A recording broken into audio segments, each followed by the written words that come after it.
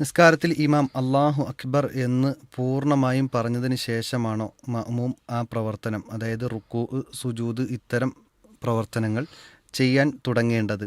ഇന്ന് ഭൂരിപക്ഷം ആളുകളും ഇമാം സുജൂദിലേക്ക് പോകുമ്പോൾ തന്നെ ഇമാമിനൊപ്പം ചെയ്യുന്നു. ഒരു ക്ലാസ്സിൽ കേട്ടു, ഇമാം റുക്കൂ, സുജൂദ് എന്നിവയൊക്കെ ചെയ്യുമ്പോൾ ഇമാം അതിൽ പൂർണ്ണമായും പ്രവേശിച്ചതിന് ശേഷമാണ് മഅ്മൂം അതിലേക്ക് പ്രവേശിക്കേണ്ടത് തുടങ്ങേണ്ടത് എന്ന്. എന്താണ് ഇതിൻ്റെ വസ്തുത? മുത്താബഅത്തുൽ ഇമാം, ഇമാമിനെ പിന്തുടരുക എന്നതുകൊണ്ട് ഉദ്ദേശിക്കുന്നത് ഇമാമ് ഒരു കാര്യം ചെയ്ത് കഴിഞ്ഞ് ഉടനെ ചെയ്യുക എന്നത് തന്നെയാണ്. അപ്പോൾ നബി സല്ലല്ലാഹു അലൈഹി വസല്ലമ സുജൂദ് ചെയ്ത് നബിയുടെ നെറ്റി അത് മണ്ണിൽ അതല്ലെങ്കിൽ തറയിൽ തട്ടിയതിന് ശേഷമാണ് ഞങ്ങൾ സുജൂദിലേക്ക് പോകാറുണ്ടായിരുന്നത് എന്നത് ഹദീസുകളിൽ സഹാബിമാരിൽ നിന്ന് സ്ഥിരപ്പെട്ടു വന്നത് കാണാൻ കഴിയും. അപ്പോൾ ഇവിടെ നമ്മൾ ശ്രദ്ധിക്കേണ്ട ഒരു കാര്യം എന്താണെന്ന് വെച്ച് കഴിഞ്ഞാൽ, അവിടെ പ്രത്യേകിച്ചും ഇമാമുമാർ ശ്രദ്ധിക്കേണ്ട കുറേ കാര്യങ്ങളുണ്ട്. ഇമാമുമാർ ശ്രദ്ധിക്കേണ്ടതെന്ന് പറഞ്ഞാൽ, ചില ഇമാമുമാരുണ്ട്, അവർ അല്ലാഹു അക്ബർ എന്ന് ആദ്യം പറയും. പറഞ്ഞു കഴിഞ്ഞതിന് ശേഷമാണ് എന്താകുക, സുജൂദിലേക്ക് പോവുക. ചില ആളുകൾ സുജൂദിൽ പോയി കഴിഞ്ഞ് സുജൂദിൽ എത്തിയതിന് ശേഷം അല്ലാഹു അക്ബർ എന്ന് പറയും. വലിയ പള്ളികളും മറ്റൊക്കെ ആണെന്നുണ്ടെങ്കിൽ ഇമാമിൻ്റെ ഈ അല്ലാഹു അക്ബർ കേട്ടുകൊണ്ട് മാത്രമാണ് ആളുകൾ എന്താക്കുന്നത്, നിസ്കരിക്കുന്നത്. ഇമാമ് സുജൂദിലാണോ റുക്കൂക്ക് എത്തിയിട്ടുണ്ടോ എന്നൊന്നും എന്താൻ കഴിയില്ല, കാണാൻ കഴിയില്ല.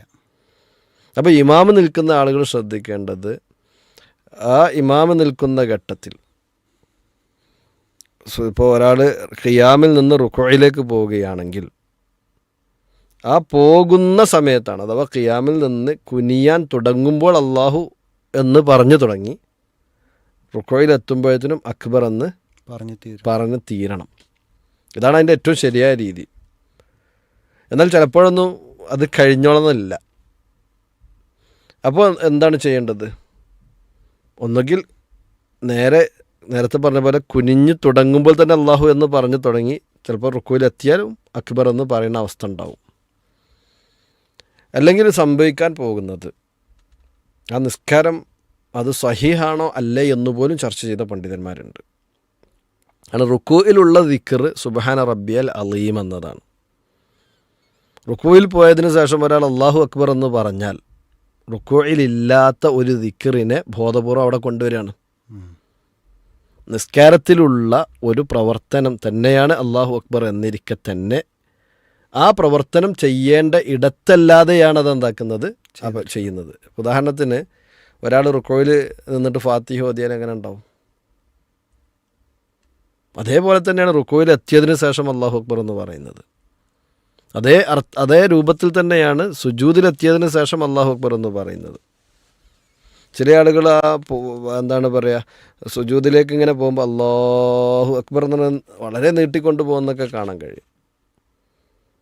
ഷെയ്ഖ് സാലിഹ് ഇബ്നുൽ ഉസൈമീൻ റഹിമഹുള്ളയോട് തൻ്റെ ശിഷ്യന്മാർ ചോദിക്കുന്നുണ്ട്, ഈ നിസ്കാരത്തിൽ ചില അല്ലാഹു അക്ബറുകൾക്ക് നീട്ടം കൂടുതലുണ്ട്, ചില അല്ലാഹു അക്ബറുകൾക്ക് നീട്ടം ഇല്ലതാനും, ഇങ്ങനൊരു വ്യത്യാസം അല്ലാഹു അക്ബറുകൾക്കുണ്ടോയെന്നാണ്. ഷെയ്ഖ് പറഞ്ഞതില്ല, എല്ലാം ഒരേ രൂപത്തിലാണെന്നാണ്. അപ്പോൾ വേറൊരു വിദ്യാർത്ഥി അദ്ദേഹത്തോട് ചോദിക്കുകയാണ്, ഉസ്താദ് അതിങ്ങനെ നീട്ടിപ്പറയുന്നത് കൊണ്ട് ഇദ്ദേഹം ഇപ്പോൾ ഖിയാമിലേക്ക് വരികയാണ്, സുജൂദിലേക്ക് പോകുകയാണ്, റുക്കൂയിൽ നിന്ന് ഉയരുകയാണ് എന്നൊക്കെയുള്ള ഒരു തിരിച്ചറിവുണ്ടാകുമല്ലോ എന്നാണ്.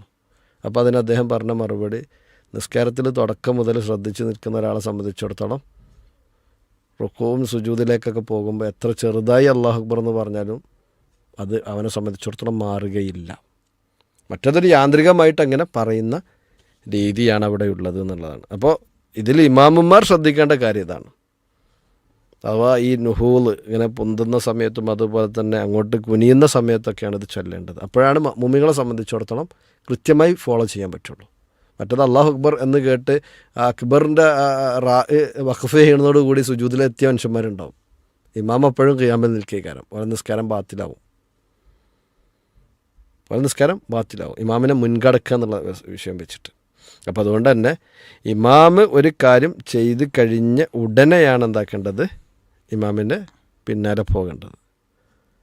ഒരിക്കലും തന്നെ ഇമാമ് ചെയ്യുന്നതിന് മുമ്പ് പോകുന്ന സാഹചര്യം ഉണ്ടാകരുത്. അങ്ങനെ ഉണ്ട് എങ്കിൽ അവർ ഭയപ്പെട്ട് കൊള്ളട്ടെ. കാരണം അല്ലാഹു റസൂൽ പറഞ്ഞത്, ഒരാൾ സുജൂദിൽ നിന്ന് ഇമാമ് തല ഉയർത്തുന്നതിന് മുമ്പ് തല ഉയർത്തി കഴിഞ്ഞാൽ അവൻ്റെ തലയെ കഴുതയുടെ തലയാക്കി മാറ്റുന്നതിന് അവൻ ഭയപ്പെട്ട് കൊള്ളട്ടെ, അല്ലെങ്കിൽ അവനെ കഴുതയാക്കി മാറ്റുന്നത് അവൻ ഭയപ്പെട്ട് കൊള്ളട്ടെ എന്നൊക്കെ പറഞ്ഞത് ഹദീസുകൾ സ്ഥിരപ്പെട്ടു വന്ന കാര്യമാണ്. അതുകൊണ്ട് തന്നെ ഇമാമ് ഒരു കാര്യം ചെയ്ത് പൂർത്തിയാക്കി കഴിഞ്ഞാൽ മാത്രമേ ചെയ്യാൻ പറ്റുള്ളൂ. ഇമാമിൻ്റെ കൂടെ നിസ്കാരത്തിൽ ചെയ്യാൻ പറ്റുന്ന ഒറ്റ കാര്യം മാത്രമേ ഉള്ളൂ.